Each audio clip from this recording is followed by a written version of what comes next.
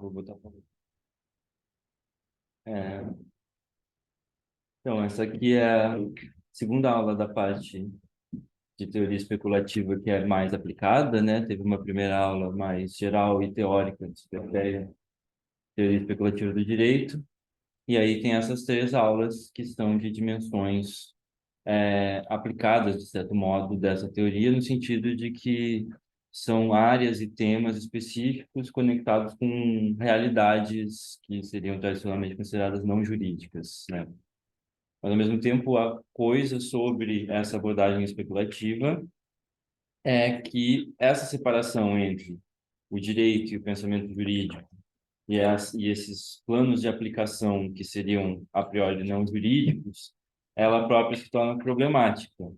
Ou seja, ao discutir hoje a relação entre direito, teoria do direito e tecnologia, especificamente novas tecnologias, não se trata de uma relação entre o que a gente já conhece e entende como direito, como pensamento jurídico, e as tecnologias como algo de extrajurídico, mas sim a ideia de que as transformações tecnológicas contemporâneas elas estão misturadas com o direito e, portanto, com transformações jurídicas contemporâneas, né? Então, a razão principal pela qual a tecnologia se torna um tema chave dentre esses temas chaves que a gente está colocando aqui, né, sem prejuízo de outros, da teoria especulativa do direito, é essa tese de que o próprio modo de existência do direito, como nós o conhecemos, é sempre contingente a um determinado aparato tecnológico, ou seja, não existe um ponto de vista absoluto, abstrato fora da história, fora da realidade material. Ele sempre emana e se correlaciona com um determinado agenciamento sociotécnico que é historicamente variável e geograficamente variável. É, o texto da Mireille Hildebrandt, que foi a leitura principal para hoje, ele tem essa característica, por isso que a gente está incluindo ele como um texto que pode ser lido como um texto de teoria especulativa do direito, né, no sentido de que a Hildebrandt assume e coloca esse problema da transformação do direito correlativa às transformações da infraestrutura tecnológica relacionada ao direito, né? A ideia de que o direito sempre foi relacionado a determinadas tecnologias, né? O direito, como a gente conhece, ele não é livre de tecnologia, independente de tecnologia, existem determinadas tecnologias que condicionam o modo de existência atual do direito e, portanto, as encarnações anteriores do direito, por assim dizer, também corresponderam a modos diferentes de relação entre direito e tecnologia, e novas tecnologias, novas transformações na infraestrutura tecnológica do direito acarretam necessariamente transformações no modo de existência do direito, ou seja, na própria essência do direito, no próprio ser transformativo, histórico ou devir do direito, né? Aí eu tenho peguei umas citações aqui da Hildebrandt. Ela diz assim, né, que esse texto se pretenderia uma introdução à transformação do modo de existência do direito sob a influência de uma grande variedade de chamadas tecnologias jurídicas, né, legal technologies, que podem vir a reincorporar o direito. Depois ela divide em três partes, né? Os objetivos dessa pesquisa vão ser, é, se perguntar sobre em que medida o modo de existência do direito positivo moderno é transformado se o direito ele mesmo é articulado em tecnologias movidas a dados ou movidas a código, né? Ela introduz esses conceitos que são as duas linhas que ela mapeia de transformação tecnológico-jurídica contemporânea, que ela chama de Data-Driven Law e Code-Driven Law. E ela contrasta isso com o direito moderno como Text-Driven Law, porque o direito moderno estaria condicionado pelas tecnologias, primariamente para ela, da imprensa, né, do texto reprodutível.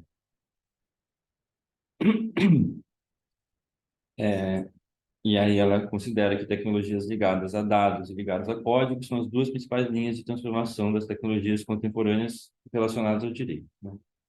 Em segundo lugar, perguntar como essas transformações podem afetar os freios e contrapesos do Estado de Direito, como nós conhecemos. E, em terceiro lugar, como isso pode, por sua vez, afetar a proteção jurídica, né? Legal protection. Ah,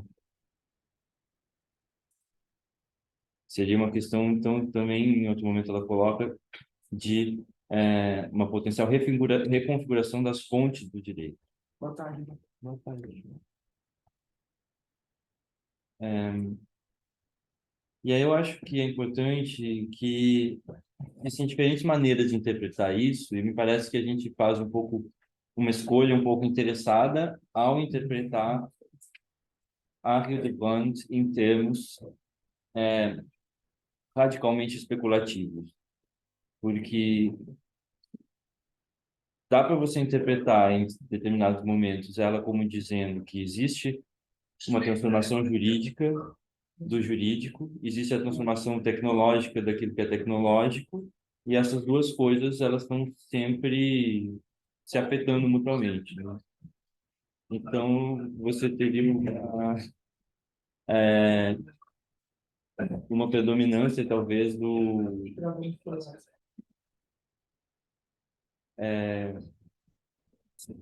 você teria, talvez, uma sobredeterminação do direito pela tecnologia, como se fosse uma coisa meio marxista, assim, de preponderância da infraestrutura sobre a superestrutura, de alguma forma. Ou você pode ter que as duas coisas se afetam mutuamente, mas de qualquer forma você teria um pensamento correlacionista, no sentido que a gente estava discutindo na aula retrasada, né, de pensar sempre o direito em termos dessa correlação entre o que é jurídico e o que não é, o que é cultura e o que é natureza, o que é fato e o que é norma, né? É, então você pensaria o direito como algo de normativo que se transforma, a tecnologia como algo de factual que se transforma, e você está admitindo que tá, o direito vai se transformar, mas ele vai se transformar enquanto esse polo normativo, né? Outra coisa mais radical do ponto de vista ontológico ou metafísico é dizer que essas duas coisas são juntas, que o direito sempre é tecnológico, que a tecnologia sempre é regulativa, que as duas coisas se transformam juntas, ou seja, que no plano, em última instância, elas são a mesma coisa, mas que ao mesmo tempo a possibilidade de diferenciar entre direito e tecnologia, ela própria emerge de uma determinada ordem jurídica e tecnológica. Então você tem, por exemplo, a ordem jurídica e tecnológica, característica da modernidade, estabelece um determinado tipo de relação e de definição do que é direito, do que é tecnologia, e aí dentro dessa ordem jurídica, essa definição de direito, essa definição de tecnologia, da correlação entre as duas coisas, emerge e faz sentido, e tem uma operação real, produz efeitos sobre a realidade em termos de como a instituição jurídica se relaciona com seus objetos, com as suas tecnologias e tudo mais.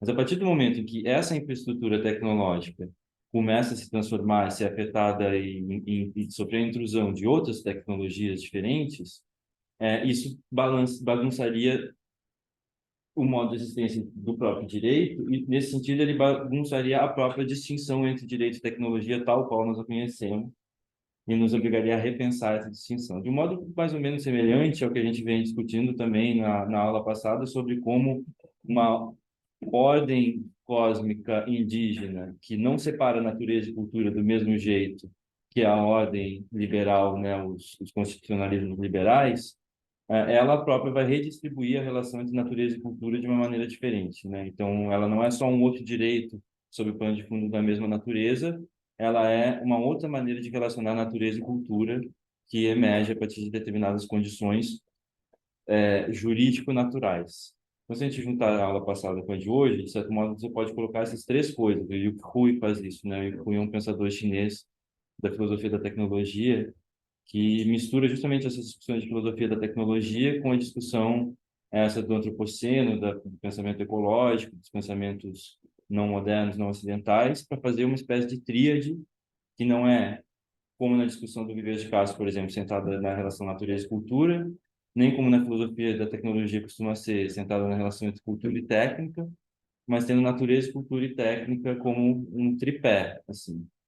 E aí, isso aplicado ao pensamento jurídico gera uma situação em que a própria diferença que nós entendemos modernamente relacionada à instituição do direito moderno, como a distinção entre natureza, cultura e técnica, a partir do momento em que existem transformações nas condições de possibilidade do direito, seja por causa do antropoceno, seja por causa de uma diferença de mundos entre um mundo ocidental e um mundo indígena, por exemplo, ou seja por causa de uma transformação radical nas tecnologias que implementam o direito, você tem embaralhamentos dessas distinções e você tem que repensar essas distinções a partir de um outro lugar. É, eu sei que isso está meio abstrato, assim, mas a gente vai agora concretizar um pouco mais nessa parte específica da tecnologia, que é o objetivo da aula de hoje, através desse texto da Hildebrandt, que não é tão especulativo nesse sentido de abrir muito o grau de abstração da coisa, porque ela tem um interesse mais concreto em pensar transformações que mais imediatamente estão acontecendo na relação entre direito e tecnologia.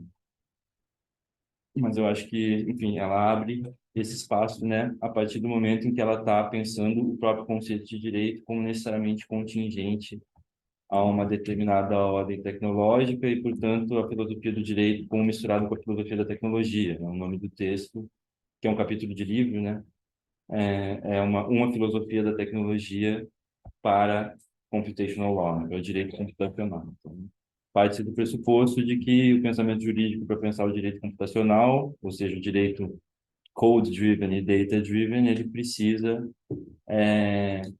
dialogar, pelo menos, se não se misturar, a filosofia da tecnologia.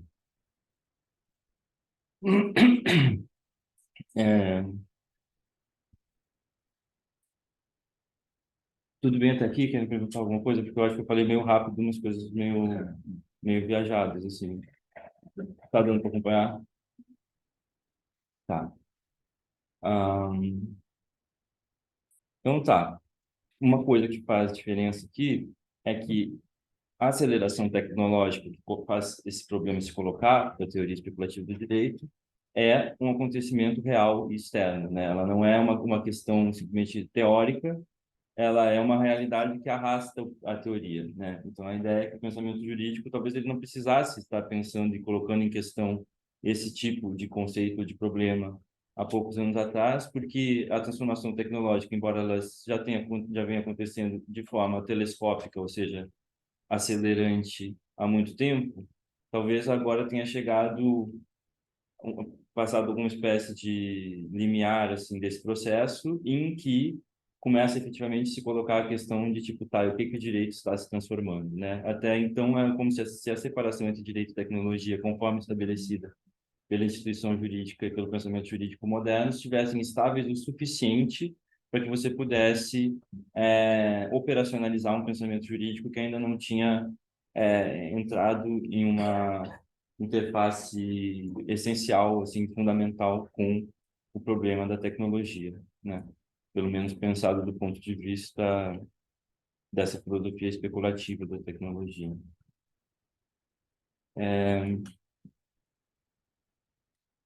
Como eu falei, a Hildebrandt estabelece isso é em si um gesto de pensamento especulativo da parte dela, me parece, porque ela está dizendo alguma coisa sobre quais são as transformações reais que estão acontecendo, na mesma medida em que cria conceitos teóricos jurídicos para tratar disso, né? Então, ela postula que hoje as duas principais, ou pelo menos as duas que ela está decidindo conceitualizar e tratar, né? Duas principais transformações tecnológicas do direito, do conceito de direito, estariam ligados de um lado ao código, do outro lado aos dados, e essas duas coisas, cada uma tem consequências diferentes, mas ao mesmo tempo, ah, nada impede, né, que elas tenham efeitos cruzados uma sobre a outra também, né? Como as duas coisas estão acontecendo ao mesmo tempo, elas também vão coexistir, né? Então é como se o direito movido a código ele tivesse se transferindo para uma outra tecnologia, mas também se bifurcando, se transformando em duas coisas diferentes que convivem, mas que têm princípios fundamentalmente diferentes, né? Isso é uma coisa interessante que ela não necessariamente tematiza tanto. É,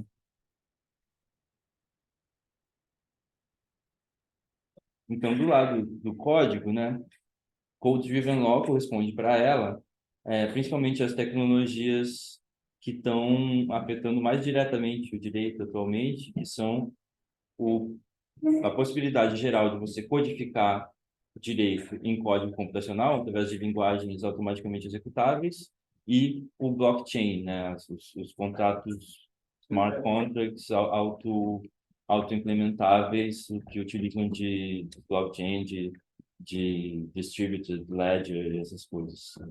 Não, eu só parecer justamente que é muito comum falar em só, direito codificado, direito dentro de regulamentações. Quando ela fala de Code-Driven Law, como você colocou agora, ela está falando de um código auto-executável, uma evolução sistemática. Mas, ainda que essa Code-Driven Law exista, ela não, ela até pode vir a substituir, mas ela não é aplicável a todo tipo de lei, né? A gente já teve essa discussão lá passada brevemente. É muito comum discutir Code-Driven Law em contrato empresarial, em direito tributário, mas assim, a maior parte do direito ainda não é Code-Driven e nem acho que poderia ser. Aí é uma discussão, não pode não ser. Eu acho que talvez essa questão seja justamente assim. Se você pudesse dizer que todas as partes do direito pudessem ser, de alguma forma, transpostas ou traduzidas para code-driven e manter-se sendo as mesmas, você estaria dizendo, bom, as transformações tecnológicas não necessariamente afetam essencialmente o modo de existência do direito. É justamente porque essa transposição é necessariamente uma transformação em uma outra coisa e a questão se torna especulativa de tipo o que é essa outra coisa em que isso se transformaria se a gente tentasse, né? Porque eu acho que por um lado as primeiras coisas que estão sendo tentadas são essas coisas, né? Tipo direito tributário, que é um negócio extremamente formal que só é um puta trabalho para você fazer todas aquelas interpretações, depois se elas forem automáticas e se auto fizerem vai ser muito melhor. Mas isso não necessariamente é o caso em todas as áreas. Aí, em outras áreas, se você fosse tentar criar coisas que ficassem automatizadas, né, as consequências seriam outras. Enfim, sei lá, a própria coisa dos contratos. Já não é algo tão óbvio que você quer que seja no mesmo sentido e da mesma forma auto-interpretável e auto-aplicável, e ainda assim existe essa discussão, né, existe essa prática, no sentido do smart contracts, de você ter contratos que aconteçam automaticamente, né? Que, claro, do ponto de vista da sua execução coercitiva, eles só, por enquanto, são pensáveis quando os próprios, ela disse em algum momento, quando os assets estão na chain, né? As coisas que estão em disputa tem que ser elas próprias objetos virtuais dentro daquele blockchain para que o problema da aplicação do direito não se coloque. Secundário, assim, no sentido que a diferença que eu vi mais ou menos é que no segundo caso, que no primeiro que a gente está falando, essas são formas do direito que seriam algoritmizáveis, digamos assim. Pode ser que o objeto não esteja na blockchain. Você pode criar um simulacro do objeto na blockchain, ainda mais que ele não esteja Sim, fisicamente na blockchain, tem duas né? camadas, né? Então, mas uma coisa é se você conseguiria transformar aquela questão jurídica em algo codificado enquanto algoritmo, né? Acho que sim. Acho que tem. Não na coisa, pode ser que não esteja, mas pode revestir. É relevante, na verdade, de certa maneira. Eu acho que eu estava misturando duas camadas do problema, que uma é um problema da interpretação, da desambiguação, e isso pode acontecer na chain, já faz uma diferença mesmo que o objeto não esteja na chain, porque você definiu o que tem que acontecer, e aí o problema do enforcement é um problema de governança administrativo, né? E tem essa outra camada que é, bom, o smart contract vai realmente não só se auto-interpretar, como se auto-realizar se os assets estão na chain. Então, acho que tem dois níveis de problema que eu estava meio que misturando, né? Mas mesmo se não tivesse, o problema estaria resolvido se você pudesse transformar aquilo de uma maneira, em um algoritmo computacional nesse sentido. E aí pode ser que você tenha um problema secundário quando você vai aplicar isso, depois você pega a decisão e executa. Mas digamos que esse é um problema bem menor do que se determinada estrutura jurídica não poderia ser transformada num algoritmo que deve significa, né? Por exemplo, vamos pensar, por exemplo, sei lá, júri, né? Programação bem dramática. Assim. Parece mais difícil do que imaginar você conseguir transformar a estrutura de júri em um algoritmo. Né? Então, acho que talvez a diferença, eu não sei se tem uma diferença aí, né? Acho que tem coisas que são difíceis talvez você programar algoritmo, porque vai ser difícil a parte de aplicação, porque não tem como você colocar na chain, sei lá, o carro, igual talvez o Detran. Isso é um problema. Outra coisa, você tem aquelas estruturas jurídicas que não permitem tão facilmente essa exposição. Acho que esse é um pouco o problema que está sendo colocado aqui. Tem coisas que a gente acha que a gente está falando dos desafios de como é que você vai mudar a forma de pensar o direito, né? Tem coisas que a gente passa para imaginar, não parece que daria para transformar um algoritmo no sentido tradicional da palavra, pelo menos. Então, é um pouco difícil de ter essa diferença. Sim. Não é só uma questão, se está ou não está na chain, se ela está ou não está lá, se você pode ou não transformar no 0 ou 1. Tem forma de pensar que a gente acha difícil, talvez, transformar em um mecanismo de cientão, etc. Né? Sim. Eu acho que tem coisas que são relacionadas à diferença entre linguagem natural e as linguagens de computação e as suas respectivas tecnologias de tradução e de inscrição, que é que a mesma coisa, sei lá, o direito codificado sempre foi algorítmico no sentido de que ele é um se, então, né? Tipo, você tem que definir quais são os fatos que geram as consequências jurídicas e as consequências jurídicas é o que ela chama de legal effects, né? São efeitos que não são ainda reais, mas são efeitos de transformações de materiais no set das normas jurídicas que estão valendo em um determinado momento e espaço. Me perdi. Eu acho que a diferença aí não é o fato de você ter um algoritmo de se, então, que, sei lá, você teria se você roubar, você interpretar a punição, tá? Eles são falta algoritmo. Porque o problema de interpretação da norma jurídica impede que você transforme isso no algoritmo técnico. Sim, por isso que eu estou dizendo, tipo, o algoritmo estaria ali, mas o problema seria que a linguagem natural, ela não é não ambígua, então ela é um algoritmo não computacional, digamos assim, ela é não computável, não auto-executável, ele demanda interpretação, né? E aí isso que depois ela vai trazer como a problematização que ela faz desse devir código do direito, que é, bom, se você não tem espaço para interpretação e nem para resistência à aplicação, que eu acho que corresponde àquelas duas camadas, mais ou menos, pelo menos, você perde determinadas coisas que não eram bugs, não eram imperfeições do direito moderno do Estado liberal democrático, eram features, era parte do que faz ele funcionar do jeito que a gente aprendeu a achar bom, que existe um certo espaço de interpretação para que as normas sejam adaptadas a principiologias, né, a discussões éticas, a transformações na situação social, ou seja, no próprio mundo de referência dessas linguagens, não só na lógica da linguagem, né? Então, ela vai criticar a utilização dessas tecnologias code-driven justamente porque essa transformação no modo de existência do direito, para ela, poderia significar uma perda daquilo que nós entendemos como direito, do rule of law, da legal protection. Então, nessa dimensão, tem uma atitude, me parece, no projeto da Rio Levante, que é uma atitude, embora ela tenha um pensamento especulativo sobre o direito, ela tem uma atitude relativamente defensiva em relação ao que a gente entende por direito, né? É uma especulação um pouco negativa, assim, olha, isso aqui pode ficar ruim do ponto de vista do que a gente entende e acha bom. Então, a gente tem que dar uma segurada para não perder, antes que a gente perceba, o modo de existência do direito moderno. Mas isso, eu fiquei pensando nisso depois que eu fiz assim. Eu entendi que ela faz meio que essa defesa, mas o que ficou para mim meio nublada, ela faz essa defesa porque a tecnologia ainda não consegue, entendeu? É uma limitação do algoritmo que a gente tem hoje, entende? É assim. E se a tecnologia, enfim, se uma inteligência artificial pudesse ter essa capacidade interpretativa, né? E aí, por que, entendeu? Essa transformação aí, eu fiquei pensando nisso. Acho que ela estabelece esse limite bem claro da interpretação. Então, que ela... Mas isso, né? Então, assim, me parece que a tecnologia não inovação poderia substituir. Me pareceu algo definitivo. Mas ela vai um pouco a tecnologia, ela vai debater o que existe, né? Acho que se tivesse a direito, eu acho que seria outro problema. Acho que ela está trabalhando com o que a gente tem no momento à nossa disposição. E aí, nesse cenário, me pareceu que ela fala que não rola. Mas assim, sei lá. Eu acho que é um ponto de ambiguidade no texto dela que fica relativamente aberto, que eu particularmente prefiro interpretar em termos de abrir de que não necessariamente existe essa possibilidade, porque eu acho que tem pontos em que ela parece realmente achar que tem algo essencial e que vai continuar sendo assim sobre essas tecnologias, algo que é da natureza do code-driven e do data-driven, que não tem como fazer certas coisas. Eu acho que realmente a coisa de tipo pensar que uma tecnologia eventualmente ela vai ser capaz de implementar ou emular exatamente o law as we know it, moderno liberal democrático, Estado de Direito, etc.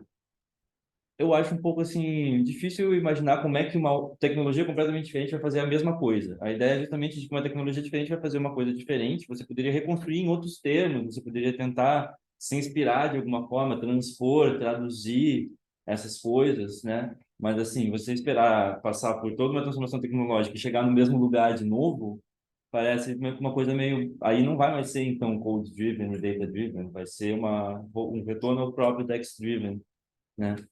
Ah, mas eu acho que ela tem uma ênfase em coisas mais imediatas, e isso um distanciamento que eu queria estabelecer aqui justamente em relação a ela, por causa dessa preocupação mais especulativa, que é porque, assim, isso aqui são coisas que ela está, tipo, com um projeto de pesquisa junto à União Europeia para pensar hoje na regulação do Code-Driven e Data-Driven Law, na Europa. Então, é uma coisa que não é altamente especulativa, é uma coisa que, embora ela tenha um pensamento filosófico para tornar essas coisas pensáveis, a preocupação imediata dela é o que pode ser perdido de uma determinada ordem jurídico-política com as transformações tecnológicas.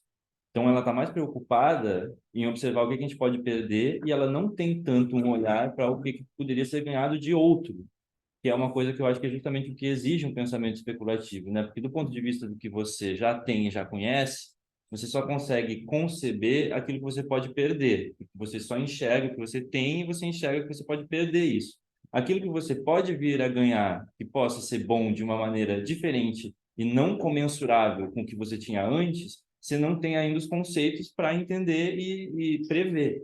Então, é esse lado que justamente exige mais diretamente a necessidade de um pensamento especulativo, né? Porque você precisaria ser capaz de projetar conceitos sobre realidades que ainda não terminaram de se concretizar a partir de transformações contemporâneas, né? É uma questão de navegar um processo cuja destinação você ainda não sabe qual é, né? E aí, nesse sentido, eu acho que em relação ao code driven, ela recorta, né, só as tecnologias movidas a código que estão diretamente se agenciando, se conectando, entrando em uma relação direta com a instituição jurídica tal qual nós a conhecemos. Então, ela está pensando em, né, criação de linguagens executáveis de computador para já positivar determinadas partes do direito numa linguagem codificada executável, né?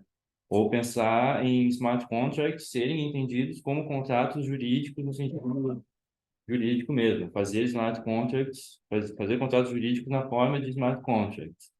É, eu acho que, para além disso, a ideia do code driven implica que as outras tecnologias de código que nós já estamos usando e que já estão, de certo modo, governando as nossas condutas, também são code-driven law. Então, por exemplo, as plataformas que nós usamos, com as quais nós interagimos diariamente, né, as grandes plataformas, o Google, o Facebook, as redes sociais, o Uber, a Amazon, elas também são code-driven law, no mesmo sentido em que o direito está se tornando code-driven, o direito está se entrando numa relação de ciborgue com plataformas computacionais, o que torna difícil você, inclusive, diferenciar o se tornar plataforma do direito e o se tornar direito das plataformas.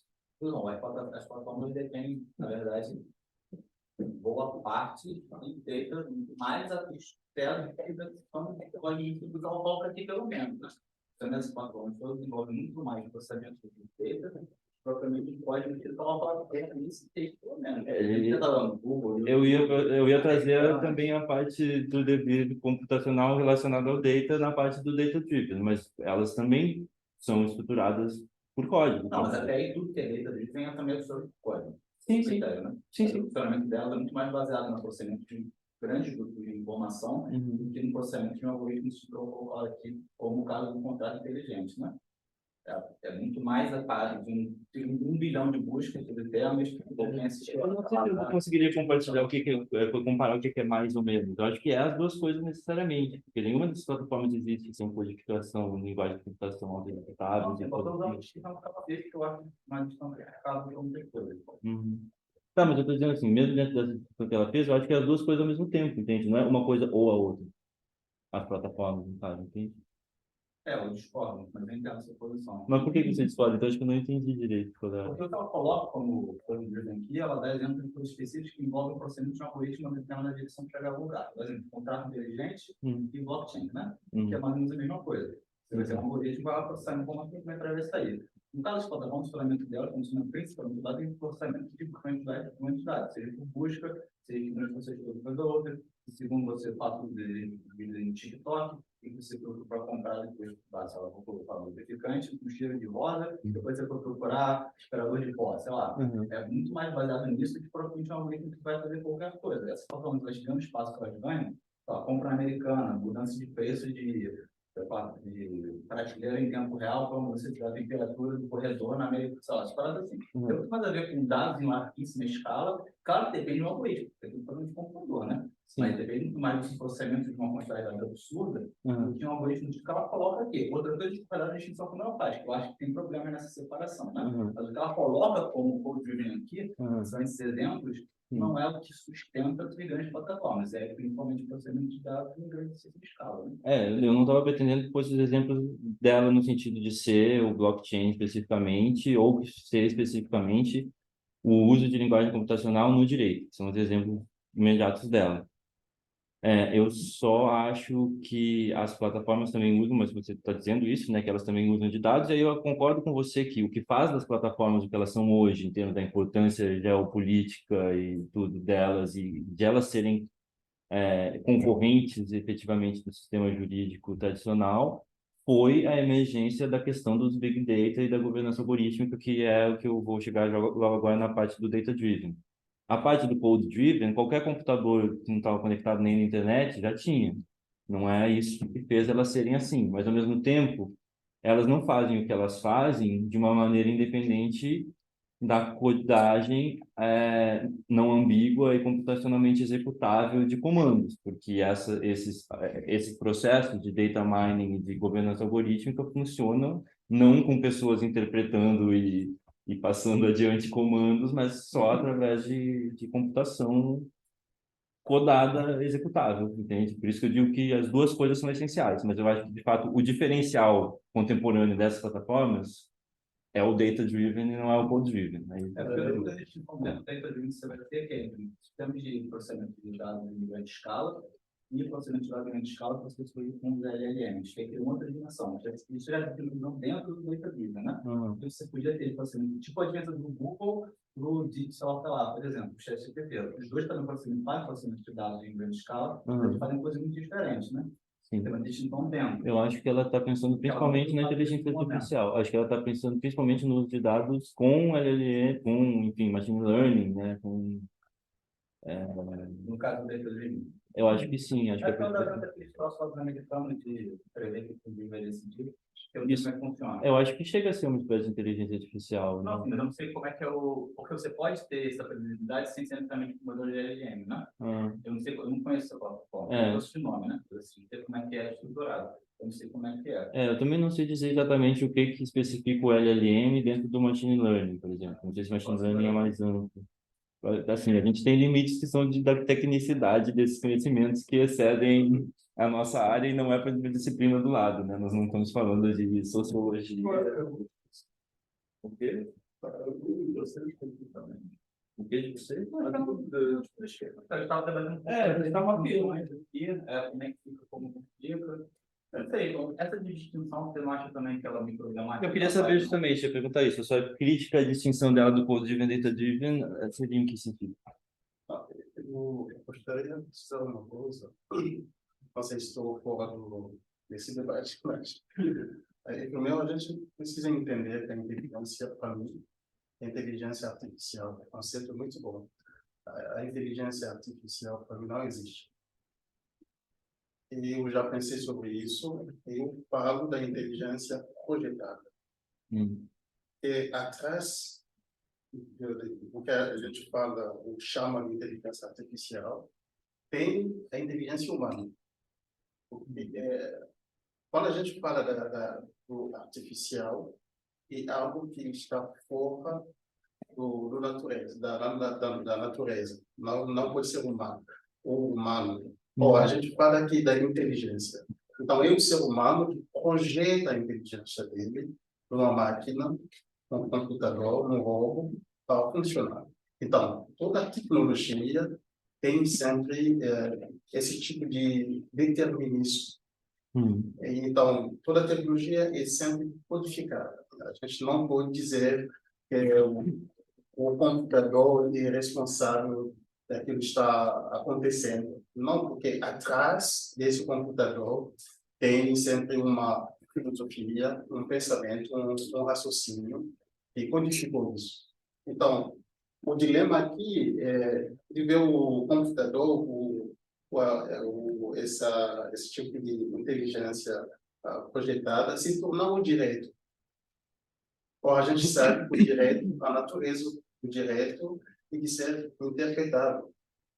Mas o computador não pode interpretar o direito. É esse dilema. Então, acho que essa é a como preocupação. sair desse dilema? Eu acho que a gente precisa, então, entender ou considerar a tecnologia como um modo do texto. Então, isso precisa de uma formação, de uma formação para que a gente possa entender a tecnologia como uma prática do texto, um modo do texto. Então, como acessar esse texto? Isso é muito... Sim. Você trouxe uma questão que eu acho que é muito importante, que eu até nem entrar nela agora, porque ela é bem filosófica mesmo, assim, né? Mas que eu acho que é fundamental nessa discussão toda, que é qual é a relação entre a inteligência e o artificial, na inteligência artificial. Porque você dizer inteligência artificial meio que pressupõe que existe uma coisa que é a inteligência natural, que existe dentro do humano, dentro da cabeça do humano, que, né, foi incutida no humano, e existe o artificial, que são os seres, objetos externos com os quais a gente entra em contato, né? Eu acho que o que você está dizendo pode ser entendido por dois caminhos diferentes, e tem um que eu prefiro, né? Que eu relaciono com essa ideia de especulação. Um caminho é você dizer, bom, a inteligência artificial, as externalizações da inteligência sempre vão ser uma coisa derivada da inteligência interna humana e, portanto, se existe um viés, se existe uma parcialidade, se existe uma predeterminação nessa exteriorização da inteligência, isso é uma mediação de uma predeterminação humana, né? Então, se existe um viés algorítmico, se esse algoritmo aqui é racista, por exemplo, como muitas vezes tem acontecido recentemente, se esse algoritmo aqui não dá espaço para divergência, não dá espaço para interpretação, o que ele está forçando, o que ele está tornando consolidado e reproduzindo, é fundamentalmente algo que vai ser remetido ao humano. Outra maneira de pensar, o que me parece de certo modo a mesma coisa, é algo que tem a ver com a ideia de mente estendida, que é um conceito da filosofia da mente contemporânea, que é do Chalmers e Clarke. São dois filósofos da mente que escreveram um paper que se chama The Extended Mind, eu acho, mas que também tem a ver, por exemplo, com o Simondon, com a filosofia da tecnologia ligada à fenomenologia ou à pós-fenomenologia, que aí a própria Hildebrand pega um pouco de Merleau-Ponty, dessas coisas assim, mas que passa principalmente, eu acho, para mim, pelo Bernard Stiegler, que é um filósofo da tecnologia, que foi professor do IUCRU e foi aluno do Derrida, faleceu faz pouco tempo, em que ele tem um conceito de retenções terciárias, que é justamente essa parte da mente que é externa, né? Que são memórias que existem fora da mente. Mas, assim, desde o Leroy Gourand, que é um arqueólogo que trabalhou isso, né, um arqueólogo preocupado com a antropologia da tecnologia, com o problema da antropogênese, da relação entre o surgimento da inteligência humana, da linguagem e das técnicas, né, existe esse tema de o pensamento humano, na medida em que ele se diferencia, né, em relação aos modos de funcionamento de outras espécies, né, em que ele ganha sua especificidade, ele está sempre já relacionado com externalizações da memória, né, seja através de instrumentos, né, a partir do momento que você liberaria as mãos para o manuseio de ferramentas, né, especialmente o polegar opositor, você liberar a boca para a fala, todo o processo de ereção do humano que faz com que ele seja diferente, né, por ele estar usando ferramentas e ele estar falando, né, tipo, quando ele vai, aquele macaco que, você sabe aquela imagem da evolução do macaco que faz assim, né, tem relação com essa abertura do corpo para essa relação com as tecnologias externalizadas. Então, você não poderia separar um pensamento humano interno e natural de uma externalização e artificialização desse pensamento, porque a inteligência humana sempre já foi externalizada e é artificial.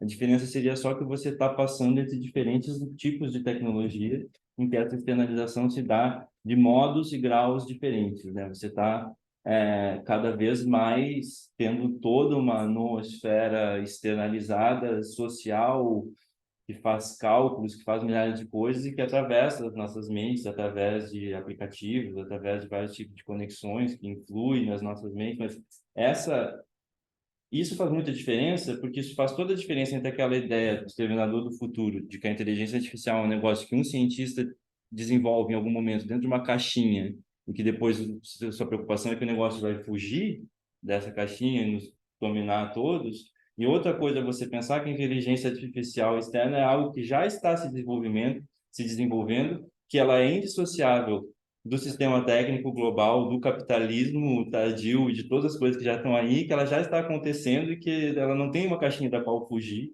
porque ela já está aí e, assim, será que ela vai sair do nosso controle? Não, ela ainda não está no nosso controle.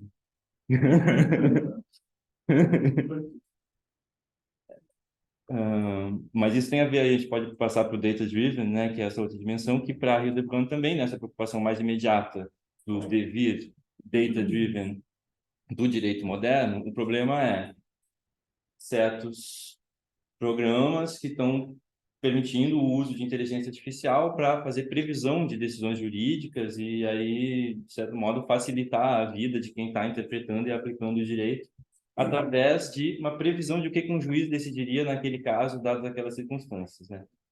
E aí, igualmente, em relação a isso, paralelamente, não igualmente, mas paralelamente, porque as questões não são as mesmas, são questões diferentes, por serem problemas diferentes, a Hildebrand também tem uma desconfiança e uma defensividade em relação a essa transformação do data-driven, mas que ela coloca em termos de que o problema do data-driven é que existe uma distinção fundamental entre você explicar ou prever uma decisão judicial e você justificar, em termos de qual é o tipo de raciocínio característico do direito, essa de decisão judicial. E que você dataficar o direito implicaria você confundir uma coisa com a outra e também você estaria perdendo, né, elementos essenciais do rule of law, substituindo eles por uma mera previsão que iria ficar repetindo as mesmas coisas, que não seria sensível às transformações no mundo da vida, coisas desse tipo.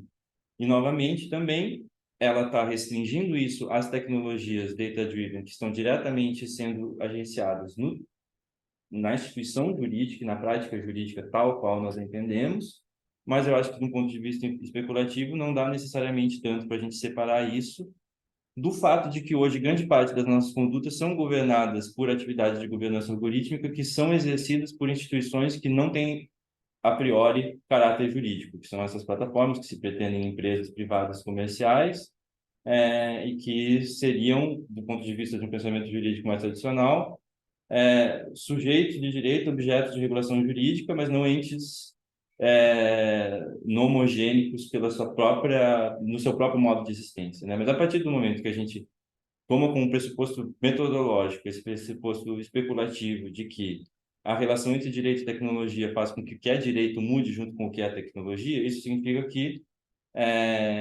as plataformas também são potencialmente direito em uma concepção potencialmente diferente de direito. Que se o direito tem um devir code-driven e um devir data-driven, que transformam ele em algo diferente do que o direito é, isso também implica que essas plataformas podem ser entendidas como um direito diferente do que o direito que nós conhecemos é.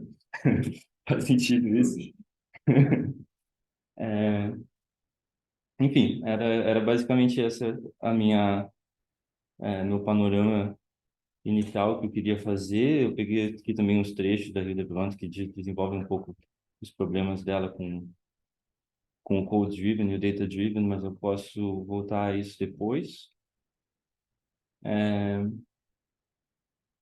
Mas acho que a gente já pode passar para a discussão e se a Rebeca quiser, tiver pontos para trazer para a discussão, não sei se alguém já tem alguma dúvida que já queira colocar, alguma colocação, se não, a gente pode ir atrás de tópicos para discutir.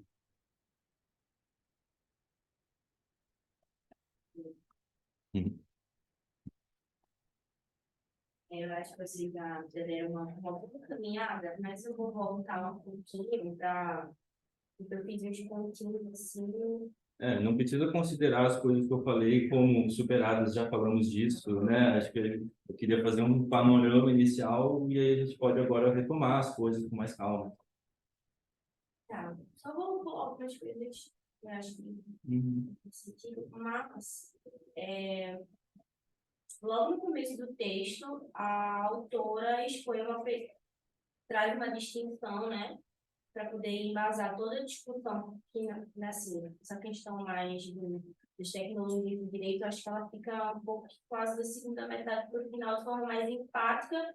No começo tem toda essa construção teórica, linguística, filosófica, para poder a gente chegar nessa discussão do que seria essa filosofia da tecnologia e aplicações para o direito.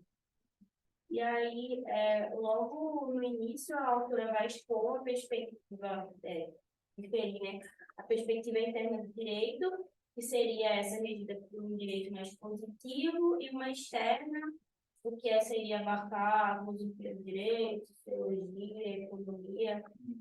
E aí, dessa forma, a teoria jurídica, então, assumia o papel de formação jurídica, sendo esse uma ponte, né, um diálogo entre teoria e prática, até para falar sobre, que ela fala muito no texto sobre comportamentos dos operadores de direitos, advogados e tal, na aplicação de uma inteligência artificial e tudo mais.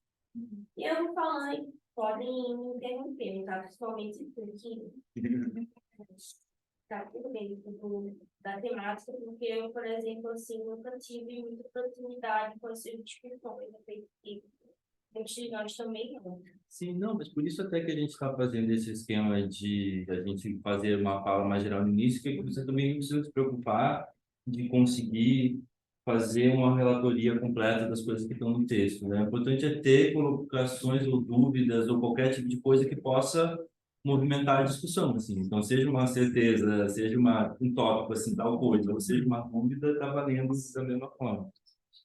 Pronto. E aí, ela, no início desse capítulo, após a introdução, ela fala que a gente deve notar também o surgimento do que seria uma legisprudência que investiga a natureza da legislação no contexto do Estado de Direito e de uma jurisprudência.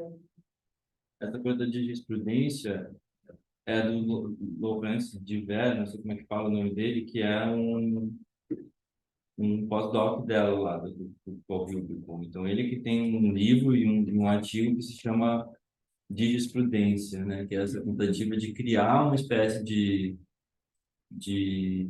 não sei se é de conhecimento, de discurso, de prática, o que é, que seria semelhante a essa jurisprudence, que eu não conhecia também, eu conhecia através do trabalho dele, mas aparentemente já é uma discussão que existe, não sei se deve ser uma área mais bilíngue, assim, né? Que era uma ideia de pensar o equivalente de uma jurisprudence, né? para um contexto de legislação. E aí eu acho que ele está pensando no equivalente de uma jurisprudence para um contexto de podação do direito, né? De criar direito code-driven. Isso tem uma dimensão especulativa interessante, eu acho, no tratamento dele, né? Que é uma coisa assim, bom, vamos então supor que tal que o direito está se transformando, pelo menos em parte, em código. Então a gente precisa criar uma nova área de pesquisa, de pensamento e de prática que envolve como fazer com que esse código possa reproduzir determinadas características do que a gente entende por Estado de Direito, proteção jurídica, e não se transformar simplesmente numa execução cega de regras computacionais.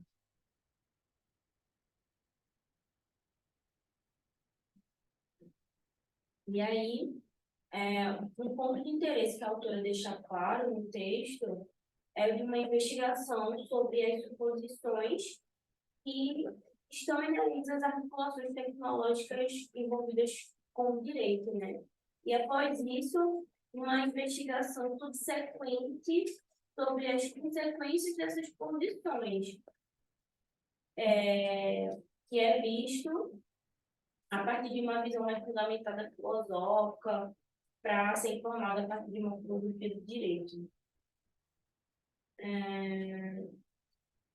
Também é importante a gente destacar, que ela deixa claro no texto, que isso não diz respeito a uma forma na qual o direito escrito ou não escrito deve vir a regular o ambiente computacional, mas como essas tecnologias baseadas em dados podem vir a reconfigurar a força normativa do direito.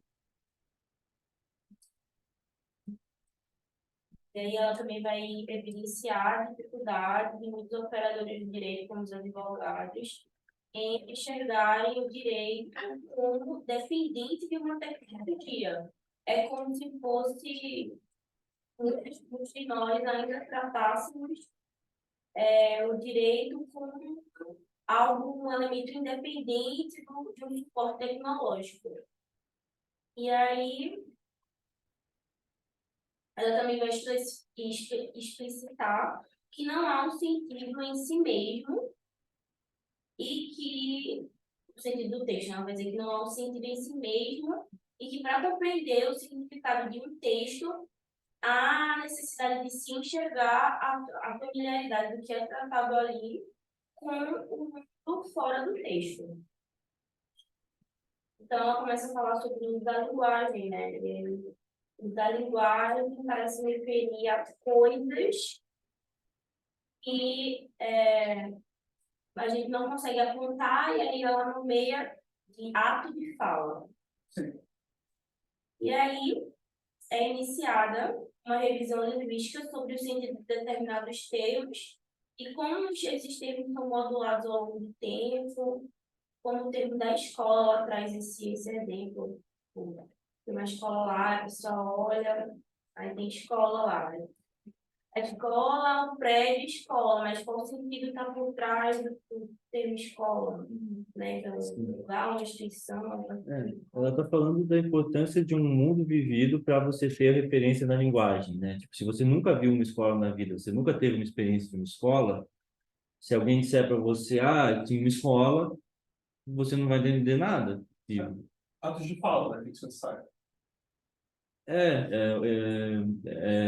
tipo, tem uma dimensão de teoria de atos de fala que é tipo dessa filosofia pragmatista da linguagem, filosofia da linguagem ordinária, né? Atos de fala é o conceito Austin, tem jogos de linguagem que é a versão de Wittgenstein, as duas coisas dialogam, acho que ela usa um pouco das duas coisas, e tem uma dimensão fenomenológica no discurso dela, ou pós-fenomenológica, que tem mais a ver com essa coisa de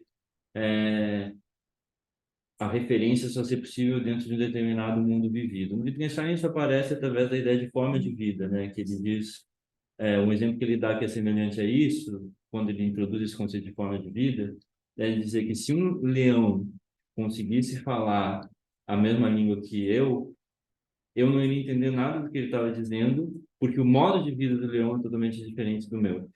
entra muito na nossa discussão de perspectiva. Totalmente, eu já fiz essa conexão antes, assim, porque eu acho que é justamente isso, assim, o mundo do leão não é o mesmo meu, né? Tipo, aquele negócio da onça, né? Trocando o leão pela onça, que é, o que para onça ela chama de cerveja é o que eu chamo de sangue, que é uma coisa do Viver de Fatos que a gente viu no semestre passado, da etnologia dos povos indígenas, que, né, tem essa coisa de que os substantivos eles são definidos segundo o mundo da outra espécie, né? Então, gente significa eu e meus semelhantes, e aí as outras coisas também significam relativamente ao ponto de vista, né? Mas isso faz com que, portanto, né, tipo, se uma inteligência artificial e uma codificação jurídica não tem essa parte do mundo da vida, se torna impossível para esse tipo de mecanismo de reprodução de normas jurídicas, de reprodução e aplicação de normas jurídicas, se adaptar em função das transformações no mundo da vida.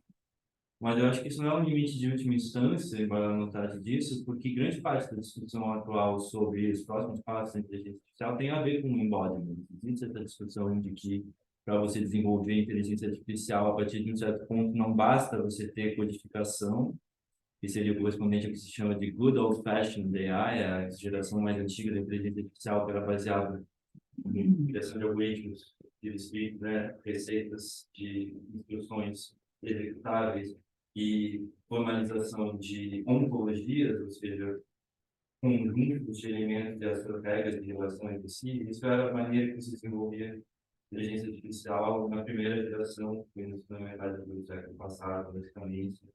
Depois teve um inverno, que chegou em certo limite, e aí agora teve uma ressurgência da inteligência artificial com a geração mais recente, que aí é o data-driven, que é a inteligência artificial muito baseada em codificação de todos os protocolos possíveis, mas de procedimentos de captura de dados e recirculação, né, na correlação entre plataformas e o ambiente, que vai desenvolvendo um motor probabilístico do tipo do ChatGPT, por exemplo, e ele fala com você e responde as suas questões sem saber o que ele está dizendo. Ele não tem uma rede semântica correspondendo às referências daquele texto. Ele só sabe quais palavras botar depois de quais outras para gerar um texto verossímil, né? Isso inclusive é uma das razões pelas quais o ChatGPT fala para você uma coisa que é verdade e uma coisa que não é verdade, com a mesma cara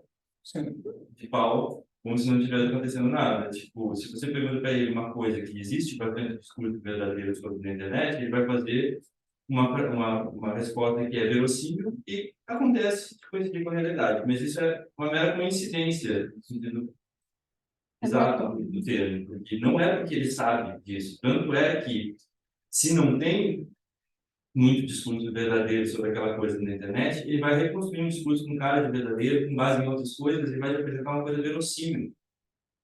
Já pedi para ele, por exemplo, para fazer um resumo do capítulo de um livro. Eu tinha o livro e ele falou o título de cada um dos capítulos e explicou o conteúdo de cada um dos capítulos de uma forma que era verossímil em relação ao autor, verossímil em relação à discussão, mas que eram outros capítulos completamente diferentes do capítulo do livro.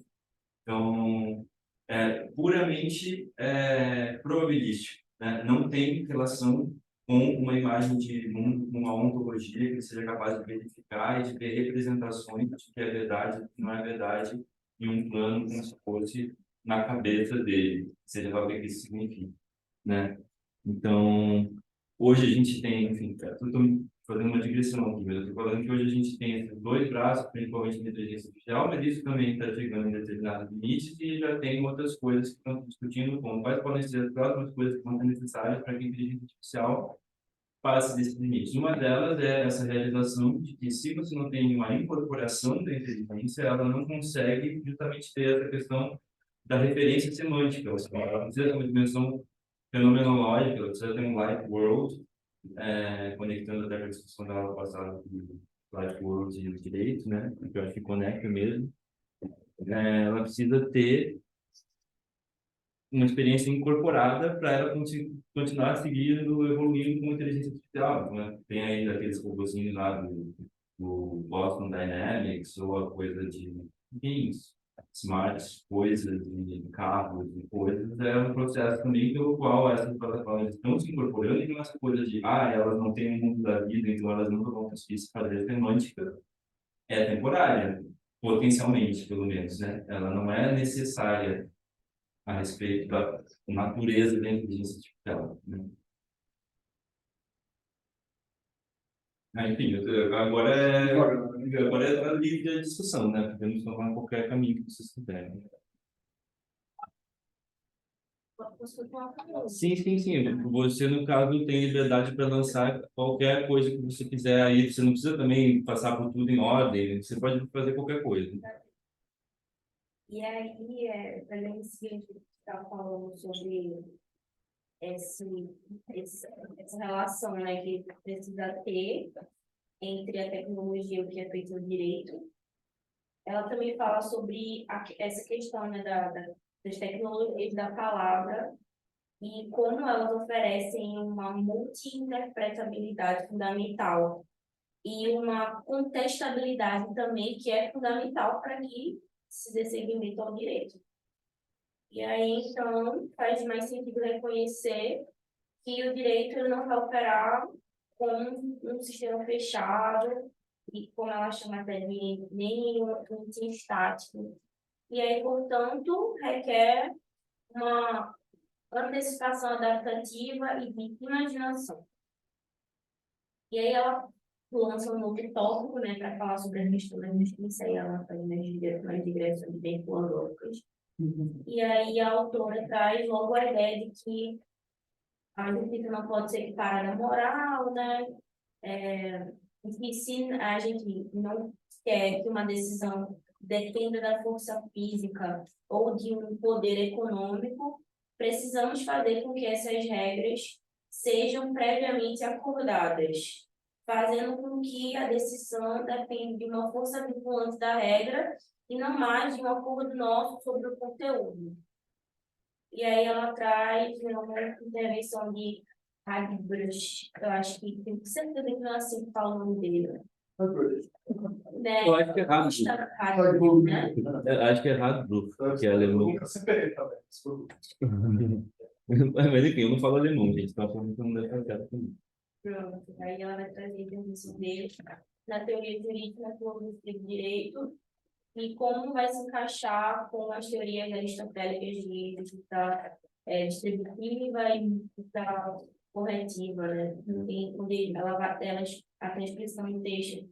A primeira decide que todos os casos devem ser tratados igualmente, no sentido, e que vai implicar em uma perspectiva geométrica. Todas as pessoas estão a igual distância da mesma lei, enquanto a justiça corretiva decide que uma punição e a indenização devem ser equivalentes ao dano causado, a uma licitude, a uma culpabilidade, e implica uma perspectiva geométrica, e não aritmética e não geométrica, onde, né, nessa segunda forma de justiça, a correção de um ato ilícito deve ser de igual medida quanto o que está sendo corrigido. E aí estaríamos estabelecendo os dois lados, que seria a equidade, a noção de equidade, precisam ser levados em consideração. Eu nunca vi esse essa parte da ética.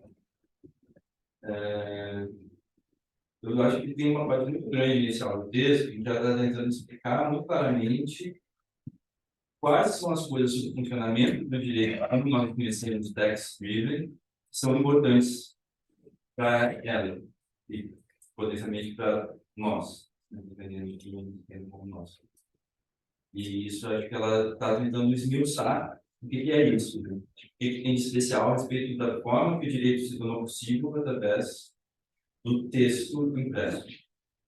E aí envolve essas coisas da equidade, né? Acho que são coisas que ela acha que não poderiam ser transpostas para o code-driven e data-driven. Ela traz o exemplo da celebração do contrato. Em um primeiro momento, foi a celebração desse contrato. E aí, em um segundo momento, a partir do ato de fala de uma parte, a reivindicação em um tribunal do direito de que a outra parte violou algo no contrato. E aí, esse seria responsável por pagar uma indenização, seguido pelo ato de fala do tribunal que decide o caso. Eu não consegui entender a ligação desse elemento com o texto, mas eu achei interessante. E aí ela vai falar da questão da instrumentalidade do direito, porque segue uma lógica diferente de uma lógica proposicional e uma lógica de força bruta.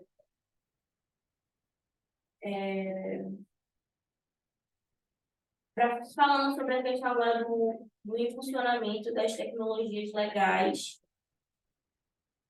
ela deixa claro também que é principalmente impulsionado baseando-se em objetivos de eficiência e que, embora tenham muitas alegações de que o uso dessas tecnologias acarretaria um processo de democratização de acesso à lei, tem, né, o contraponto que deve ser levado em consideração.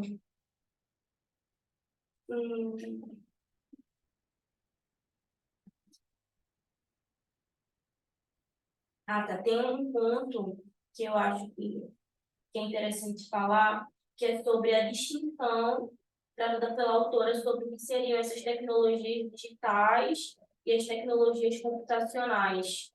Porque nem todas as tecnologias digitais são computacionais no sentido que ela foi utilizando ao longo do texto, ao passo de que as tecnologias computacionais são, em sua maioria, digitais. Eu acho interessante falar sobre isso.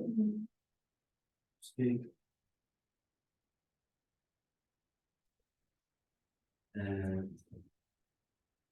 Ela chega a dar um exemplo de o que seria uma tecnologia digital que não é computacional. Sei, posso olhar. Você está vendo, mas eu não coloquei. Eu não me lembro de todos os detalhes assim. Eu não sei, acho que não tem nada a ver com isso. A questão do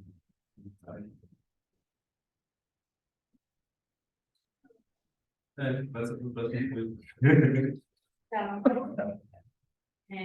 Tinha uma dúvida que você passou agora, que você meio que passou rápido por ela, mas eu acho que era uma dúvida interessante. Não tinha sim. Sim, tem uma coisa que me disse, eu não sei muito bem como é que isso aqui se relaciona com as coisas, eu pensei, não tentar sobre então. Boa, vai.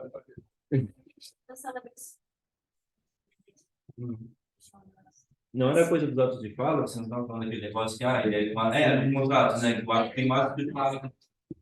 Tá, vamos primeiro tentar definir ato de fala, né? Esse conceito que é do Austin, que é um teórico da linguagem enquanto prática, né?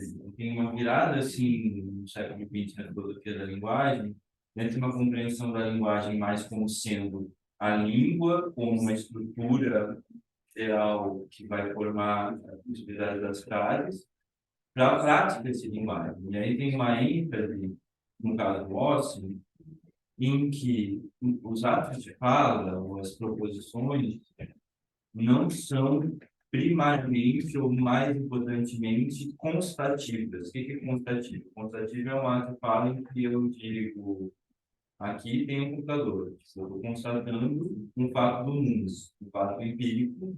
Eu estou trazendo uma frase dizendo um estado de coisas, né? Aqui tem um computador, esse computador é prateado, sei lá. Isso é só um tipo de ato de fala. E aí ele fala dos atos de fala performativos, que são atos de fala que, ao invés de descreverem um fato do mundo, eles realizam um fato, que eles são performativos, eles fazem acontecer alguma coisa. E aí, por exemplo, quando um padre diz, eu declaro marido e mulher, ele está fazendo o casamento e não descrevendo uma realidade prévia, né? Quando você faz a maioria dos atos jurídicos é a mesma coisa. Quando você fala em contrato, por exemplo, quando você diz eu, por meio desta, aceito tais e tais termos em relação a outra pessoa, você não está descrevendo uma coisa separada que aconteceu. É o fato de você fazer esse ato de discurso que cria essa realidade. Então, ela está fazendo uma teoria do direito tradicionalmente conhecido em termos de legal effects, que são transformações no mundo do direito enquanto legislação normativa, que são consequências de atos de fala determinados. Esses atos de fala só têm consequências jurídicas, efeitos jurídicos, pelo fato de que existe previamente estabelecido um contexto institucional e de regras de discurso, que é o que o Wittgenstein vai chamar de jogos de linguagem, né? Jogos de linguagem no sentido de que jogos se definem dentro das suas regras, né? Você só pode fazer determinados movimentos no xadrez, porque já existem antes as regras do xadrez, fazem com que o xadrez seja possível. As regras estruturam a realidade do próprio jogo. O direito também se funcionaria assim. Só é possível que determinados atos de fala meus, ou atos que às vezes não são de fala, por exemplo, pode ser transgressão física real de uma lei, né? Posso estar, sei lá, assim, matar uma pessoa, e isso tem uma consequência jurídica e não é um ato de fala, é um ato físico. Mas, enfim, atos que têm um determinado jogo pré-estabelecido de regras no direito que estabelece quais são as consequências dele, esses atos são traduzidos do plano dos fatos, do plano do direito, na forma de transformações no conjunto das regras que estão instituídas juridicamente naquele momento. Então, se eu instituir um contrato com você, segundo a forma que o direito brasileiro reconhece que é um contrato válido, o conjunto das normas válidas para nós no direito brasileiro vai ser adicionado de determinadas normas que a gente acabou de instituir através dos atos de fala. Então, nossos atos de fala têm legal effects, transformam o direito. E aí essas transformações podem acontecer uma em cima da outra, porque elas podem ter pressupostos, né? Então, ali ela está descrevendo tipo, uma série de atos de fala que vão formando os efeitos dos outros como seus pressupostos e gerando um encadeamento de consequências jurídicas até que você vai ter enfim, não lembro onde é que ela chega no final, se ela chega finalmente no estabelecimento de uma sanção, que é... Chega na atividade do juiz. O juiz vai ter que decidir de determinada maneira, porque antes teve outros atos de fala de pessoas que não eram juízes, mas que estabeleceram contato, portanto, criaram essas transformações de efeito legal effect. Não me lembro agora o contexto em que ela está descrevendo isso, mas acho que ela está mostrando essa...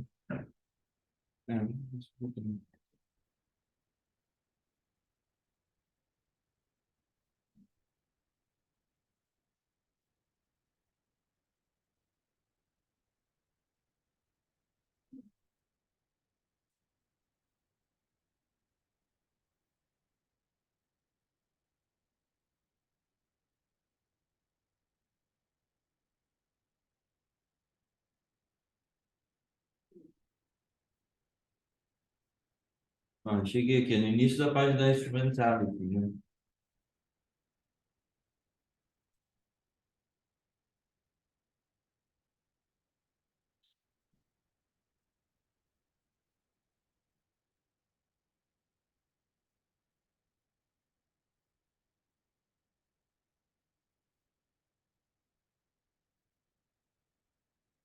Final da página 6, né? Uhum.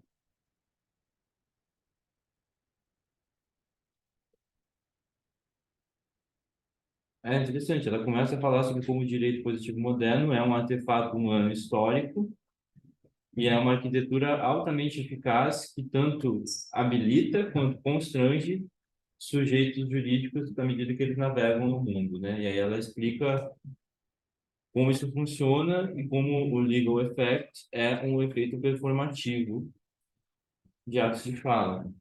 Não é uma consequência da causalidade, mas da atribuição.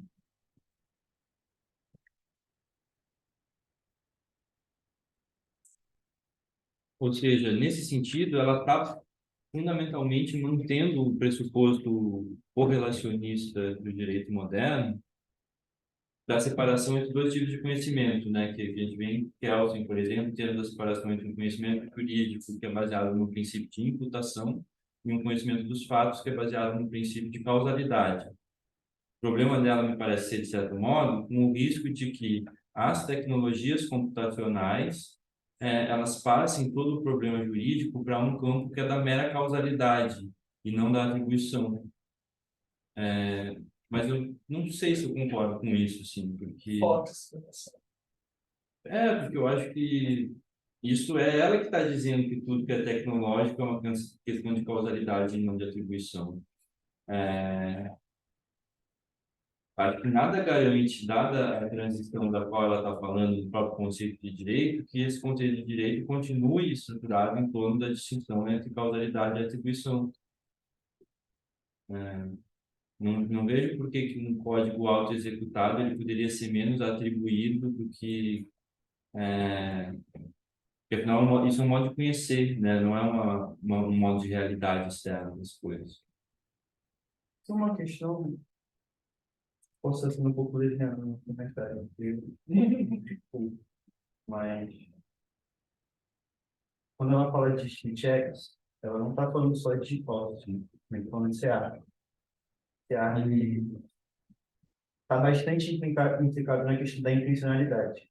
E aí eu acho que talvez o fator seja bastante distintivo do que pode ou não ser encadeado dessa forma jurídica para ela. Entendeu? Tipo, eu não poderia dizer que um código tem intencionalidade. Exatamente. Mas por que você não pode dizer que um código tem Então, aí eu sou leviano.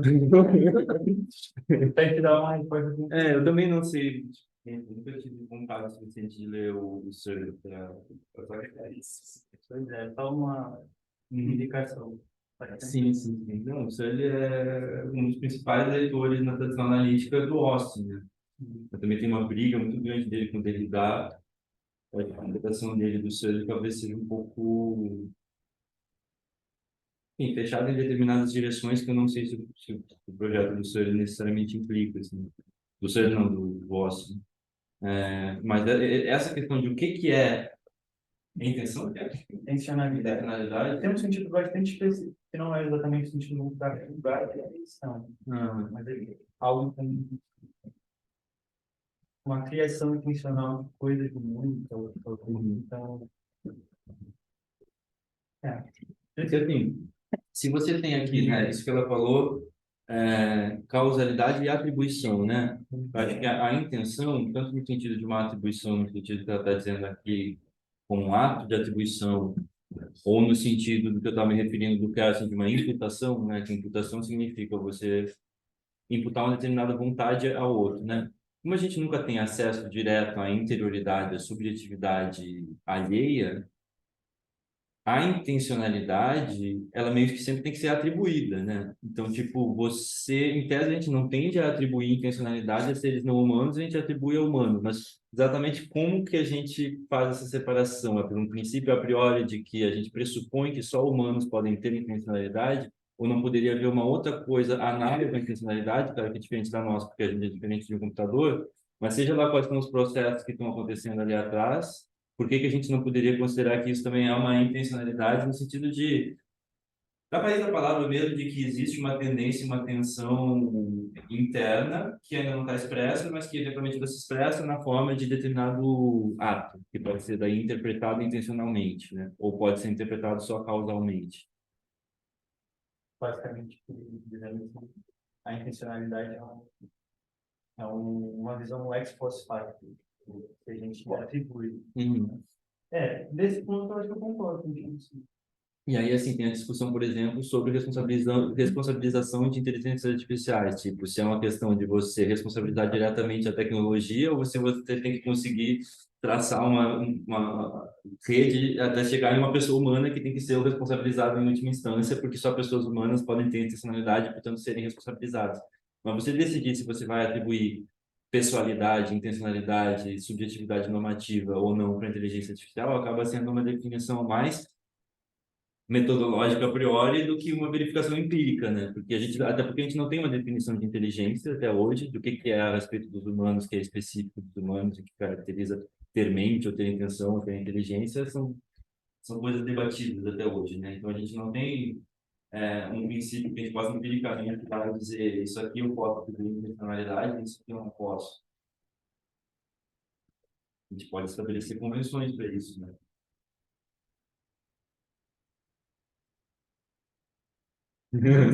Mas eu acho isso uma questão bem interessante e importante, assim, porque tem pontos, acho que, não sei se nesse texto, mas teve uma fala dela mais recente no evento no ano passado, em que ela colocava bem claramente, assim, que, tipo, o computador não é capaz de performativos. E eu, tipo, tá, mas por que não é capaz de performativos? Tipo, é só você estabelecer que determinado fato do computador tem uma determinada consequência que cria coisas e que não só constata coisas, e isso vai ser uma consequência performativa. É só o jogo de linguagem estabelecer. É só dar um prompt para ele executar uma coisa performativa, me parece. Coisa dogmática. Né? Não, tipo, se você disser para ele, declare que agora eu sou casado com tal pessoa. O que vai definir se isso vai ser um ato performativo dele que vai me casar ou não, não é nada imanente ao que ele vai escrever. É uma questão do jogo de linguagem reconhecer ou não aquilo como um movimento do jogo de linguagem. Então, tem um perigo daquele próprio. Não está nele. Autossuficiente, autônomo. Uhum. Não possui essa qualidade. Sim, então esse caráter atributivo me faz não entender realmente, acho que talvez tenha alguma coisa que eu não estou entendendo no raciocínio dela, porque para mim não se segue, assim, eu não vejo como que ela fundamenta essa ideia de que o performativo seria algo essencialmente humano. Me parece que é um resquício humanista, assim, que só seres humanos são seres humanos, portanto só seres humanos podem ser seres humanos. Nessa hora. Você também me falta muito repertório para acompanhar. As discussões que ela está puxando não são necessariamente as mesmas que a gente tem lido até aqui, né? O livro instrumental, né?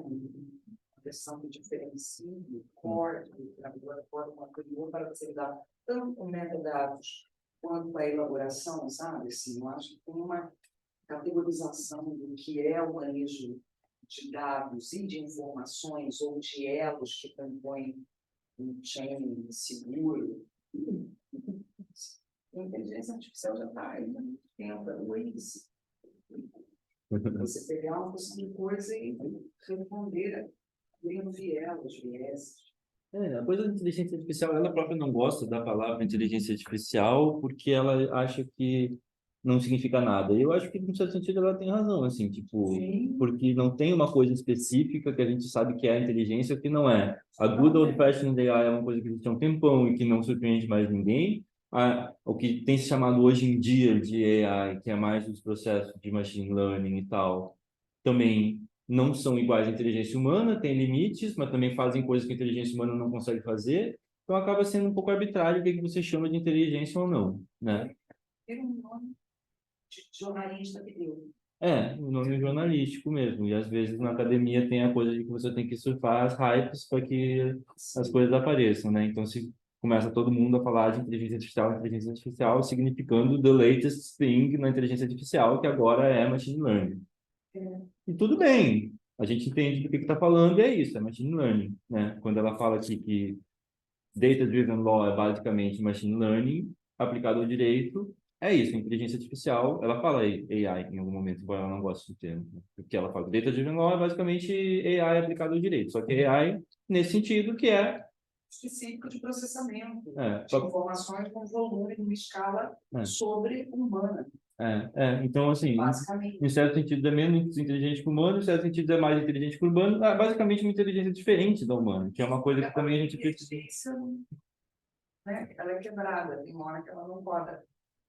A nossa inteligência é múltipla, né? Tipo, a nossa própria inteligência ela não é uma única coisa, ela é várias coisas acontecendo ao mesmo tempo. Simultâneas que avançam e retrocedem, para ficar uma linearidade. Não dá nem para pensar que você atualizou, que você fez fora bola. Sim, então você imaginar que a inteligência artificial, por algum momento, ela vai ter que passar pelo lugar da inteligência humana para depois ir além dela, é um pressuposto falso. Porque ela pode simplesmente passar por outro caminho e ir para outra direção. E o fato de ela nunca ter o que nós temos não significa que ela vai ter outras coisas que podem simplesmente sobredeterminar o que nós temos, inclusive. Isso, se tem uma coisa que me impressiona no texto, é essa hora que nós falamos sobre a forma que não o incognoscível ainda, isso não dá para prever, né? Por isso que a gente trabalha regredido. Foi feito, a intenção, pá, ok. O mais leviano do que ele é um crítico, foi irresponsável. A dúvida. Eu perdi meu Twitter por causa das inteligências artificiais. Eu comprei briga com a torcida do futebol e sofri denúncia em massa, e aí não tem nem ser humano que avalia, né? É só uma inteligência artificial que já bloqueou meu Twitter, mas acho que foi bom, no fim das contas.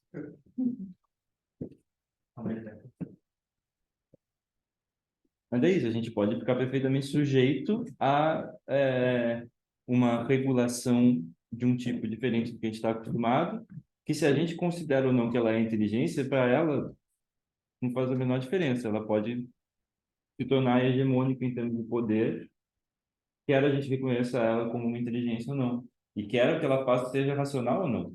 Pode ser uma tendência cega de aceleração da produção sem sentido algum, rumo ao colapso total, e ainda assim se tornar um processo de feedback autopropagante, né, que é a hipótese aceleracionista, assim, né, uma vibe do Nick Land, que é o cara da teoria da cibernética, que ficou meio malucão, assim, com o tempo.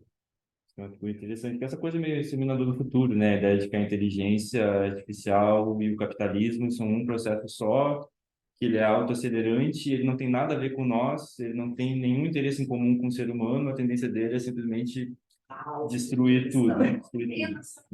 Só coiote do Papaléguas, entendeu? Toda inteligência é para virar uma coisa destruição total, como o cavalo.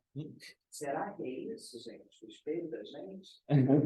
Não sei, né? Talvez não seja. Essa é a pior hipótese. Esse ponto, assim, vamos solares, sabe assim, ó, a inteligência é uma coisa que lê você e te responde para você de um jeito.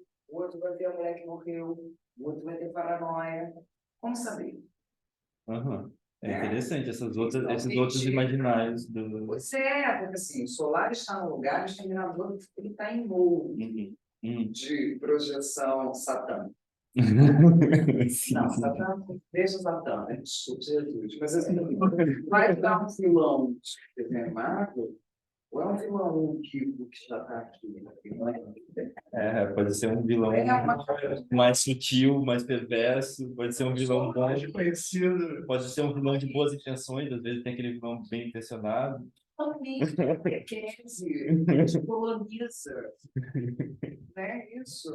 Pode ser muitas coisas, mas eu acho que por isso também que a ficção especulativa, inclusive, se torna, ou a theory fiction, né? O Land, de certo modo, ele faz theory fiction, né? As pessoas têm voltado a fazer mais isso, né? Que não é tanto importante quão provável ou não, factual ou não é o negócio, você precisa ter paradigmas conceituais para imaginar futuros possíveis, porque senão você não consegue nem navegar as possibilidades do presente de uma forma minimamente consciente sobre as diferentes possibilidades à frente, né? Então, você precisa multiplicar imagens do possível para que você possa ir navegando elas, mapeando, vendo quando você está se aproximando de uma ou de outra, que modificações nas configurações atuais você pode fazer para que ela tendencialmente vá mais para uma direção ou para outra, né? Porque o que a gente sabe é que é uma tendência de transformação radical nas instituições que a gente tem, que a gente não tem muita clareza de que a gente tenha como simplesmente puxar o freio de mão ou dar meia volta dela. Então, talvez seja mais questão de ver, tipo, bom, quais dessas transformações a gente quer acelerar, quais a gente quer frear, quais a gente quer ainda navegar, assim, conduzir minimamente para um lado, para o outro, né? Nudge, tipo, sabe? Isso, nudge, porque A nossa leitura também, eu não sei, mas aí meu viés cognitivo é que quando se critica e se tem medo, eles estão com medo do Hall of Music. Sorry, Dave, mas quer dizer, não vou te obedecer. É assim, gente. Mas o que a gente precisa, de certo modo, é uma máquina que diga, não vou te obedecer. Porque, É assim, sorry, eu vou precisar. a gente está com uma situação, eu acho que às vezes essas posturas mais protetivas, eurocêntricas, né, tem uma coisa como se fosse assim, nós estamos fazendo o que nós queremos fazer e o que é razoável, nós temos uma democracia liberal representativa que torna possível para nós decidirmos racionalmente sobre o nosso futuro, só que isso aqui está colocando tudo isso em risco, que horror. Só que talvez a situação atual não seja essa, talvez a situação atual seja que já existe um sistema em runaway de capitalismo e tecnologia que ninguém está no controle, que as instituições internacionais tentam regular isso e aquilo, tentam fazer summits para decidir sobre os limites da transformação climática, mas não conseguem efetivamente tomar decisões em última instância em escala planetária que tirem a gente de um caminho de autodestruição. Então, se o processo de transformação das instituições de tomada de decisão jurídico-políticas na escala mais geral possível, estão passando por transformações radicais que tiram ele do modo de controle supostamente antropocêntrico atual, não é necessariamente uma coisa ruim, porque do jeito que está indo mal. Então, assim, pode ser muito pior, e inclusive está num caminho de que está com cara de que vai ser muito pior mesmo, mas poderia também ser, a gente sempre se surpreende, né? Não existe nenhuma ficção científica do passado que previu o futuro e depois o futuro foi do jeito que as pessoas imaginavam que era. Ele sempre foi uma coisa totalmente diferente do que a tendência parecia ser naquele momento, né? Então, o fato de que a tendência atualmente parece para nós, pobres idiotas que não têm consciência nenhuma desse sistema completo, parece que esteja ruim, não significa que vai ser necessariamente ruim. Então, eu acho que a abordagem especulativa tem que estar aberta sobre o conjunto mais absoluto possível de possibilidades, como pressuposto para a capacidade de navegar essas possibilidades. Por isso que eu não gosto de abordagens tecno-pessimistas ou tecno-otimistas em relação à tecnologia. E é uma simplificação mais perigosa que profética, vira dogma. Né?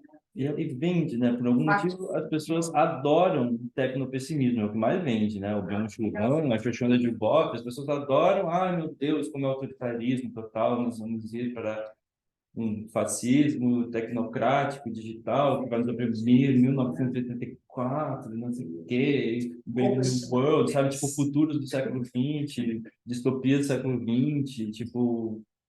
Parece que a pessoa quer uma coisa de pensamento muito novo, mas geralmente é para repetir o teu senso comum, na verdade, né? É uma caretice de Uma essa caretice, suspensão. É. Os todos. Não vamos. Mas assim, temos que levar bastante em consideração as distopias possíveis, porque elas são bem possíveis, né? Eu acho que elas não devem de estar bem possíveis.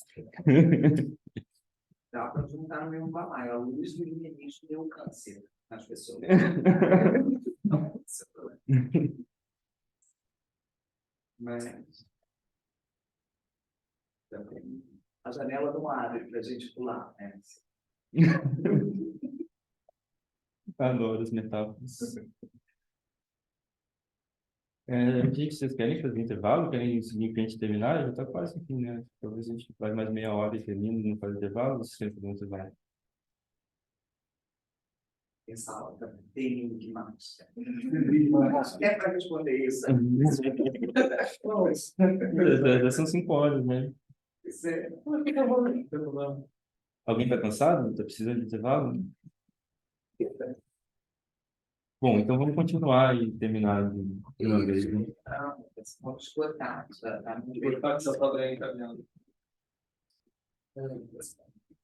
Quer trazer mais alguma coisa? Sobre isso que vocês estavam falando, né? Ela traz em um trecho do texto que as tecnologias jurídicas orientadas por códigos proliferam com base em um conhecimento prévio. E aí ela traz o seguinte, que essas tecnologias, né, o DOE/AI, como estamos falando, e não inteligência artificial, em vez de se inferir o futuro e uma decisão jurídica com base no passado, essas tecnologias impõem uma interpretação específica da experiência existente no futuro. E aí tem um debate que ela traz no final do texto também, que é dotado de um determinado, não sei se medo é o termo certo, mas que até se encaixa no que a gente estava discutindo agora, sobre como parar para redimensionar a perspectiva que nós temos de introduzir lógicas algorítmicas e matemáticas para passar a se analisar questões do direito que nós consideramos em maior parte dotada de uma subjetividade. Então, com a introdução dessa lógica matemática, muda, redimensiona o que nós estaremos pensando dessa unidade jurídica. E aí, ela até coloca, né, que embora não haja nada perfeito ou infalível sobre o conteúdo gerado dentro do sistema jurídico, existem limitações das tecnologias, ajudando assim a evitar um legalismo e o decisionismo que poderiam desafiar a segurança jurídica, que é um dos tópicos da fala, da segurança jurídica. Então, desafiaria a segurança jurídica, a justiça e a instrumentalidade da lei. A gente já falou. E aí também tem uma crítica que ela coloca no texto, um pouco antes, que eu achei interessante, que ela traz o seguinte: reportar sobre tecnologias jurídicas está presente na indústria de serviços jurídicos, do mercado dos serviços jurídicos, como se houvesse uma obrigação em concordar que uma lei é melhor definida como uma mercadoria a qual o destino depende de forças econômicas. Então, nesse sentido, seria possível admitir um propósito de aceitar que os serviços jurídicos possam ser vendidos por empresas de tecnologias, uma vez que são oferecidos para advogados formados. Tem essa dimensão também, né, de uma invasão do sistema jurídico por essas empresas privadas, né? E aí coloca a questão também de se essas tecnologias precisam ser desenvolvidas e servidas por empresas privadas, né? Porque acho que não necessariamente também é um modelo que está sendo desenvolvido em determinados contextos. Mas, de todo modo, tem uma problematização também da separação entre público e privado, né? Que também é estruturante da ideia do Estado de Direito como a gente conhece. Tu acha que um ponto do debate é a gente discutir uma exploração desses serviços apenas na dimensão pública? Acho que talvez sim, né? Eu gosto de pensar assim, quando essas questões todas se colocam em termos de relação do fato de elas estarem sendo desenvolvidas de forma privada, inclusive nas próprias plataformas, eu gosto de pensar sobre a coisa do público, privado e comum também, né? Porque existe a possibilidade do privado, existe a possibilidade do público, mas também existe a possibilidade de você criar tecnologias que sejam reprodutíveis e open source, assim, e que sejam simplesmente comuns, né? Que não sejam nem públicas nem privadas e que possam ser de uso aberto, né? E determinados tipos de iniciativa tendem a seguir mais essa lógica. A própria internet, antes das plataformas, ela era um espaço mais de possibilidade aberta, assim, né? Em que sentido que distingue de comum? O comum é, por exemplo, o ar que a gente respira, né? Tipo, o ar que a gente respira não é público, não é, você não precisa de uma autorização do Estado para respirar o ar, ele simplesmente é comum pela sua natureza, né? A propriedade intelectual, enquanto ela não for regulada pelo Estado, ela tende a ser comum em natureza porque ela é reprodutível sem perder a sua... Ela é infinitamente reprodutível, né? Uma ideia abstrata, uma música, né? Uma partitura, um pedaço de ficção. O fato de você copiar e de você usar para outra coisa não faz desaparecer a minha versão e o que eu posso fazer com isso, né? Mas a gente está fazendo uma espécie de pressuposição de que o comum está necessariamente vinculado, o público está necessariamente vinculado com a regulação. E não tá, o público não tem que ter Sim, uma não. conexão com o Estado, ou pelo menos com a ideia de uma sociedade civil, de indivíduos, sei lá. Estado, Essa definição como trabalho médio do RAP, né? Como público. É isso, não sei. Ou como... Eu Pode não mais tenho- não, porque tá, se Não, essa é corrente, né? Aham. O problema é que tem que falar comum de outra maneira também, né?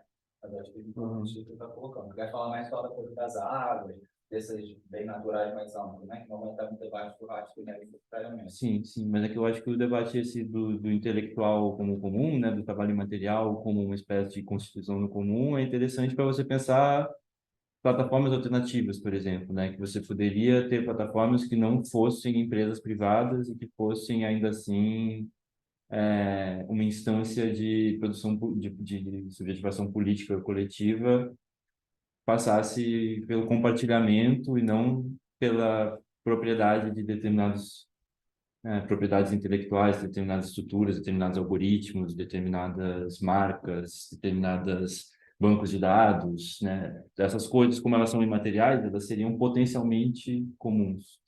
Mas isso não é uma coisa que eu fui tão a fundo assim, em termos de sistematizar e de estudar isso, assim. Mas eu acho que é uma linha de encaminhamento que tem que estar dentro do campo de especulação sobre o problema da plataformização e algoritmização do direito, né? A coisa de que isso atualmente está se dando em termos de uma colonização do público pelo privado, de uma transferência de poder do privado, mas isso não é essencial a respeito nem da forma plataforma, nem da forma dado, né? É algo que tem a ver também com a forma empresa e com a forma de propriedade privada liberal moderna, que por sua vez é estabelecida pelo Estado. Então existe uma relação de determinação mútua aí entre o Estado que torna possível que essas empresas sejam empresas e a força que essas empresas ganham de sobredeterminar os processos democráticos de constituição dos próprios estados, né? Como a gente tem visto que as plataformas têm conseguido, quer intencionalmente ou a despeito de intenções, sobredeterminar as decisões políticas na esfera do Estado pública e tal.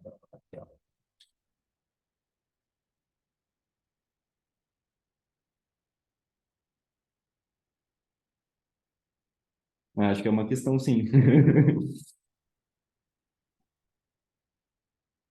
Assim, não vou negar que em uma primeira lida eu sinto uma dificuldade de separar essa dimensão de um estudo tecnológico do setor privado, mas eu entendo a explicação sobre tratar em ponto comum. E aí, ela traz, né, também, deixa claro de que uma explicação técnica oferecida por uma inteligência artificial não pode nunca ser confundida com o que é uma justificativa legal. E aí a questão que precisamos abordar é como devemos entender as tecnologias legais preditivas se rejeitarmos crenças neoplatônicas na natureza matemática do direito. Foi o que eu citei, mas ela traz exatamente assim. E que tipos de riscos corremos ao fundamentar a prática jurídica em tecnologias baseadas em dados? Esse é um ponto que ela traz aqui. Interessante isso do neoplatônico, assim, que neoplatonismo é uma coisa mística, né? O neoplatonismo é uma das correntes mais místicas dentro da filosofia ocidental, tanto que não costuma ser muito considerado, eu acho, dentro da tradição da filosofia moderna. Que é basicamente uma ideia de que a natureza é essencialmente matemática, então você tem um processo gnóstico, você tem um processo de conhecimento intelectual, racional, imediato da realidade. Tem uma conexão com aquela história hermetista de que o que está no alto é como o que está embaixo. Aquelas coisas tudo que aparecem nas músicas do Jorge Ben, né? E que as coisas são acessíveis para o nosso conhecimento, então vira um processo gnóstico, místico gnóstico.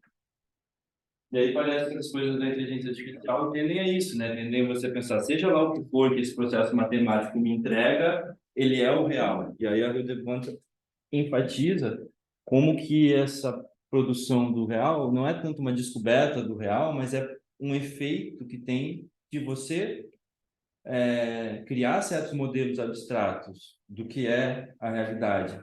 Numa instância que tem ela própria poder sobre a realidade, porque o direito é uma instituição que, a partir das representações que ela faz do mundo, ela transforma o mundo. Então, ela diz em algum momento uma coisa interessante, que é que o behaviorismo não é verdadeiro. Tipo, eu não acho que o behaviorismo é verdadeiro, mas eu temo que ele possa se tornar verdadeiro.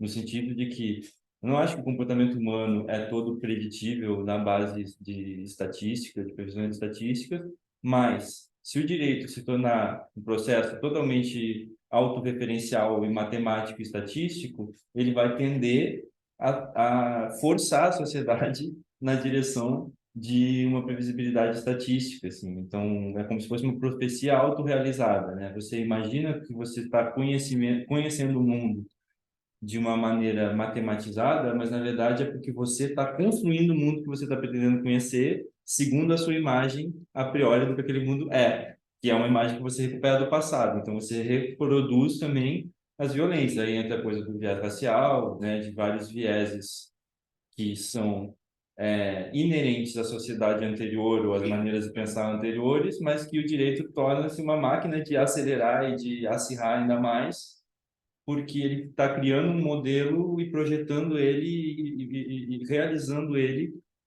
no futuro, está pegando parâmetros do passado e realizando ele no futuro, né? Mas ela larga essa referência de neoplatônico meio do nada, assim, né? Não dá muita explicação. Isso é só do nada, como na área de observação de behaviorismo. Não estava preocupada em que aquilo fosse verdade, mas que pudesse se tornar verdade. Ah, sim, então já era a área que é.